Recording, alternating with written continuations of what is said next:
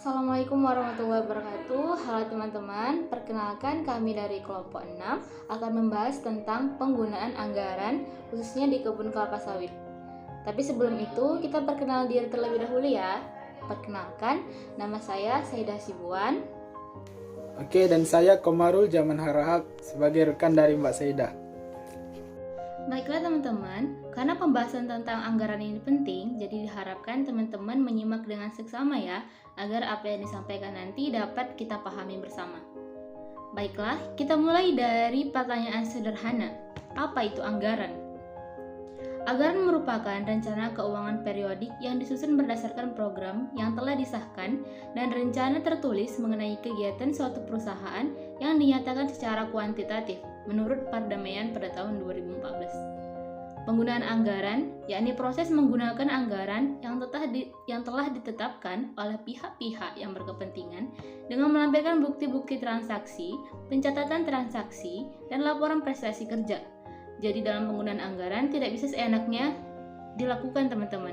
Harus ada bukti-bukti transaksi, pencatatan, dan laporannya kepada pihak-pihak yang terkait untuk mencairkan dana tersebut. Kemudian apakah anggaran itu penting teman-teman? Menurut Rudianto pada tahun 2009, secara umum anggaran memiliki beberapa fungsi, yakni perencanaan, pengorganisasian, penggeraan, pengaturan, dan evaluasi. POAC, serta evaluasi. Kita bahas satu-satu ya teman-teman. Perencanaan atau planning. Di dalam fungsi ini berkaitan dengan segala sesuatu yang ingin dihasilkan dan dicapai perusahaan di masa mendatang.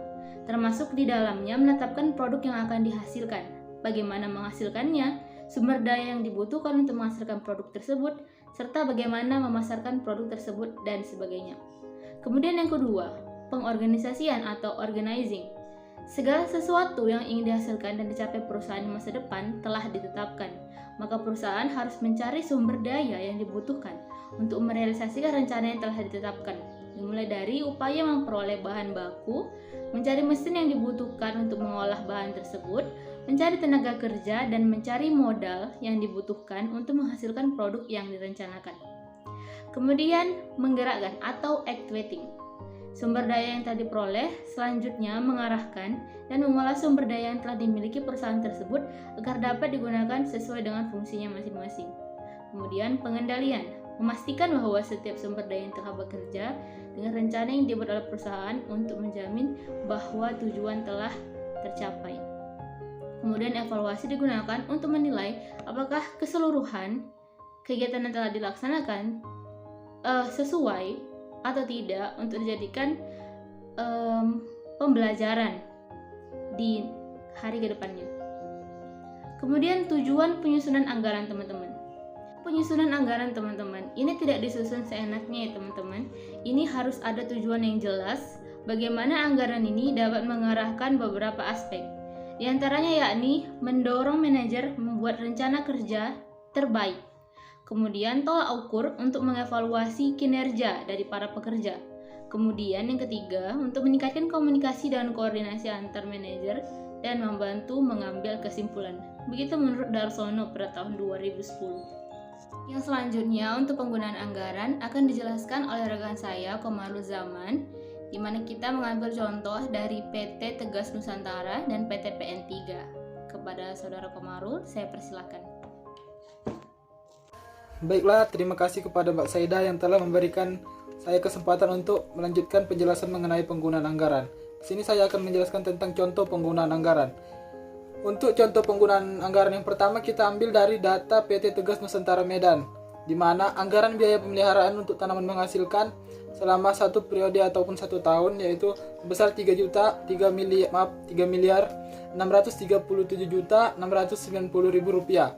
Untuk realisasi biaya pemeliharaan TM di lapangan itu jumlahnya 2 miliar 775 juta 990 ribu rupiah. Untuk penyimpangan biaya atau selisih dari anggaran biaya pemeliharaan dengan realisasi di lapangan adalah sekitar 861 juta 700 ribu rupiah. Nah, untuk penyimpangan ini disebut sebagai penyimpangan yang bersifat menguntungkan karena menguntungkan bagi perusahaan. Oke, selanjutnya ada contoh dari PT Perkebunan Nusantara 3 untuk periode selama 1 tahun, yaitu dimulai dari 1 Januari sampai dengan akhir Desember atau 30 Desember 2017. Di mana di sini kita dapat melihat ada data tabel mengenai seluruh biaya yang ada di PT PN 3 tersebut. Ada biaya gaji tunjangan dan biaya sosial karyawan pimpinan, ada biaya pengangkutan, perjalanan dan penginapan dalam kebun, ada biaya pemeliharaan bangunan rumah, ada biaya pemeliharaan alat pertanian dan pabrik, dan biaya-biaya lainnya. Di situ kita lihat untuk jumlah anggarannya dan jumlah realisasi di lapangan itu memiliki selisih sebesar 368.979.843 rupiah. Nah, di mana hal itu merupakan penyimpangan yang bersifat menguntungkan karena lebih besar dari realisasi sebelumnya, lebih besar dari realisasi yang ada di lapangan. Oke, selanjutnya adalah kesimpulan.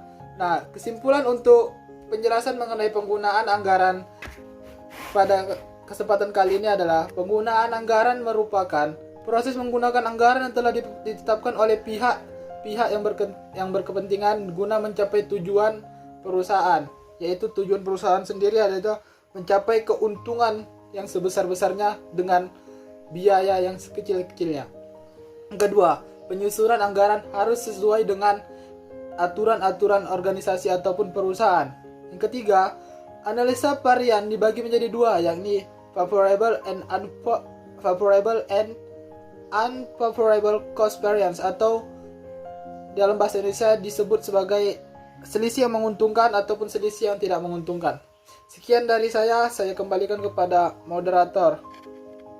Sekian penyampaian dari kami kelompok 6 tentang penggunaan anggaran. Kami harap teman-teman dapat mengerti. Setelah penjelasan dari kami, kita sama-sama dapat memahami bahwa penggunaan anggaran ini sangat penting dan sangat perlu untuk dipelajari.